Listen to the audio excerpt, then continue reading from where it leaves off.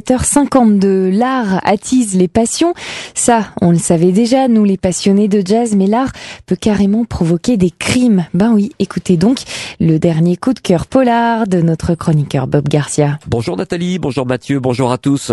Je vous propose aujourd'hui un véritable coup de cœur, 100 crimes contre l'art de Karin Müller, paru aux éditions Les Cahiers en novembre 2012. Karin Müller co-dirige une prestigieuse galerie d'art contemporain à Saint-Germain-des-Prés. Elle s'est livrée à une enquête dans laquelle elle a compilé toute une série de crimes contre l'art qui s'étend de 356 avant Jésus-Christ à nos jours. L'art élève l'esprit, c'est bien connu, mais il attire aussi les passions, les folies et les crimes les plus insensés. D'abord, il y a l'appât du gain ou l'irrépressible désir de posséder une œuvre. Il y a aussi l'intolérance et le fanatisme religieux. Contrairement à ce que prétend Goscinny dans Astérix et Cléopâtre, d'ailleurs, c'est pas Obélix qui a brisé le nez du sphinx de Gizeh, mais un fanatique qui a été tué pour son exaction. Il y a la passion aussi, vous vous souvenez sûrement de l'affaire de cette femme qui avait déposé un baiser sur un tableau célèbre.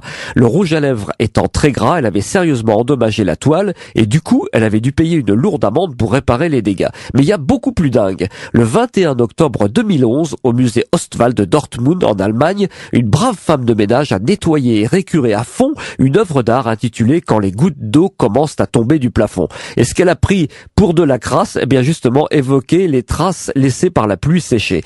D'anecdotes en fait divers, avec une verve non dépourvue d'humour, Karin Müller nous livre une histoire de l'art ludique et passionnante qui se lit comme un véritable polar. 100 crimes contre l'art de Karin Müller, c'est paru aux éditions Les Cahiers en novembre 2012. Bonne lecture et à très bientôt pour de nouvelles enquêtes. Bye bye. Merci Bob Garcia. Il est 7h54.